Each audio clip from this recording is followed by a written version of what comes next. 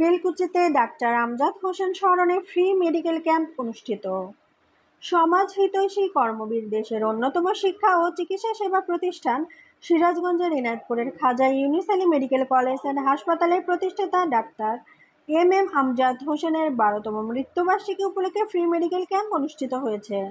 সোমবার সকাল থেকে বেলকুচি আলহাজ সিদ্দিকী উচ্চ বিদ্যালয়ে খাজা ইউনুস আলী মেডিকেল কলেজ হাসপাতালের ট্রান্সমিশন মেডিসিন বিভাগের প্রধান অধ্যাপক ডাক্তার শহীদুল ইসলাম 40 সদস্যের এ মেডিকেল টিমের নেতৃত্ব দেন।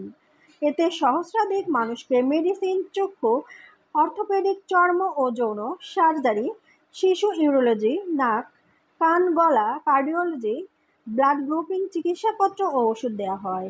অধ্যাপক ডাক্তার শহীদুল ইসলাম জানান, দেশের প্রথম ভারী শিল্প কারখানা স্থাপনের উদ্যোক্তা ছিলেন এনায়েতপুরের সম্ভ্রান্ত পরিবারের সন্তান ডাক্তার মীর মোহাম্মদ আমজাদ হোসেন।